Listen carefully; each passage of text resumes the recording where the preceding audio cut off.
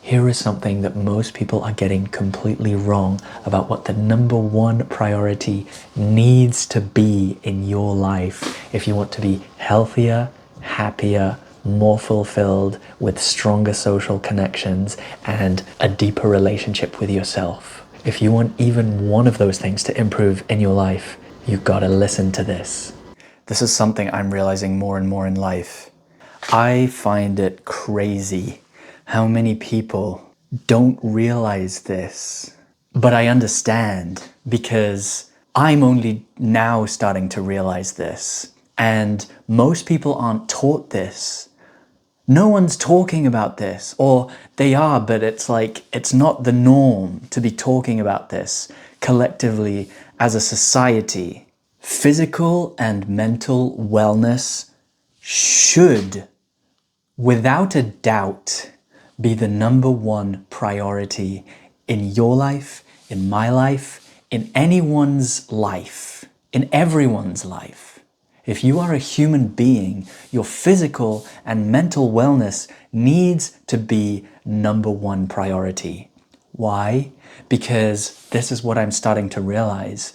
The more you invest into your physical and mental well-being, because they're inextricable, they're one thing. You're one thing. Your brain is a physical component of your body, and that's where all of your thinking happens and your consciousness occurs. So your body and your mind are not separate, they are one thing. So everything that you do to improve your physical health improves your mental health, and they're just interlinked so closely. But to get back to my point, the more I have invested in my physical and mental well-being through my habits, essentially, the more it's becoming painfully clear to me how much of life just feels so much better and runs so much more smoothly when my priority is the well-being, my physical and mental well-being. And it's just fucking crazy. Like, imagine if we were all taught this and we were all given tools from a young age to realize but also practice and maintain things that improve our well-being. Just, oh, there's a squirrel outside. I just put some seeds outside for the birds. I am aware that it's easy to get preachy about this kind of stuff and to be like, oh, why are you not working out? Or like, you need to be doing this specific thing in order to improve your life. And I don't want to sound like that. I feel like I need to be more vocal about this because I'm just seeing, I've been on both sides of the coin. I've been someone who has suffered tremendously from a mental point of view, and I have been someone who has been out of shape, who hasn't been physically fit. I have experienced, extreme starvation due to a medical experience, let's say, when I was a young boy. And so I know what it's like to be very unwell physically. I know what it's like to be very unwell mentally. I have been addicted. I am an addict. I know what it's like to experience addiction. I know what it's like to experience severe depression. I have been suicidally depressed before, and I have recovered from that. So I'm just illustrating the experience that I'm speaking from, which is why I feel passionate about this, and it's why I feel like I can afford to be more bold about sharing that passion and being vocal about the fact that if you make your physical and mental well-being a priority in your life, everything else will just run more smoothly. I mean, it's not like a magic pill that will solve all the problems in your life. life is still going to be life, and it's still going to be how it is, and it's going to be challenging, and there'll be ups and downs, as there always are, and that's not going to change. But your ability to handle what life throws at you is just going to be radically enhanced. You're going to be so much stronger if you're taking care of your body and your mind first and foremost. That needs to be, we need to shift as a fucking society. We need to shift as a fucking culture, and even bigger than that, even more than that, as a species, as a fucking species, we need to be making this the priority, full stop. Because this translates into our this translates to our interpersonal relationships as well. If you're running more smoothly, your social interactions, your relationships with people are going to run more smoothly. And just imagine a world where people are communicating in a more healthy way. And this ties into one of the biggest aspects of this whole topic that I keep coming back to, and I will keep coming back to, because it's one of the most life-changing things that I've started to realize and experience. And I just want to keep talking about this and share this as much as I can.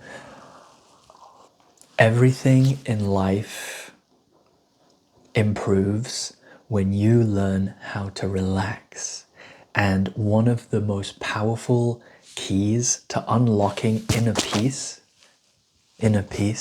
which is the ability to relax in any situation, is you prioritizing your physical and mental well-being. Because if you're taking care of your body and your mind, and no one's perfect, I'm not saying become fucking Buddha, but just do your best and try 1% every day to improve on your own standard of what your experience, your baseline is in terms of your physical and mental health.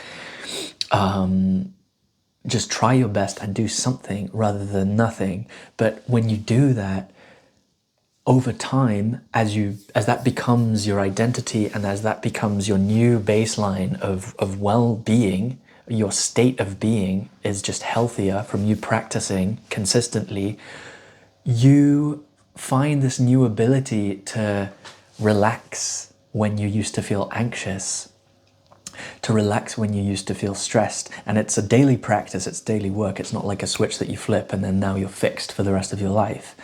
But we can go into that. And if you want to talk about it, you can contact me here for one-on-one conversations where I analyze where you're at, and we just have a chat about where you can be, where you want to be, and how you can get to a place in life where you just feel less anxious, less stressed. But to get back to my point, when you make your physical and mental well-being a priority, a byproduct of that is more of an ability to relax in any situation.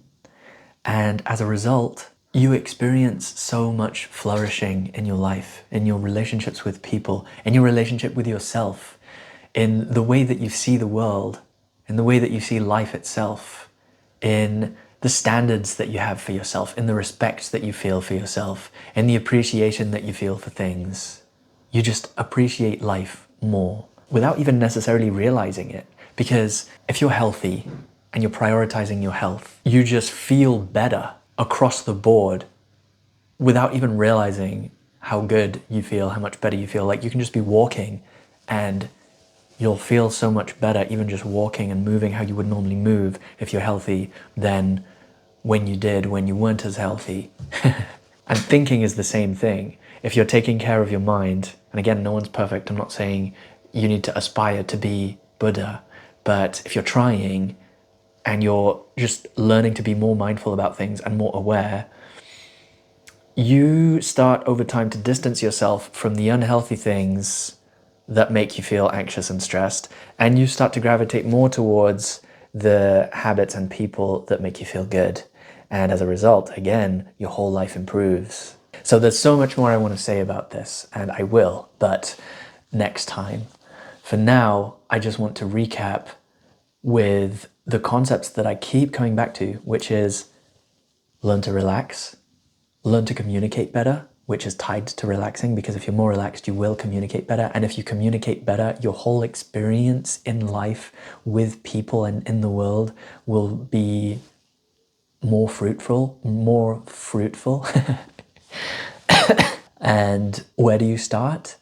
Start by taking care of yourself physically and mentally. And I can go into practical tools and habits and exercises for that. Or you can do your own research, but I will definitely get more into it in the future. So for now, I just want to wish you a beautiful day. Take good care of yourself, and thank you for listening.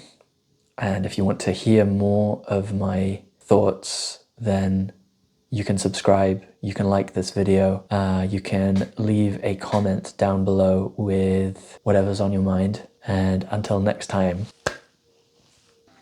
bisous.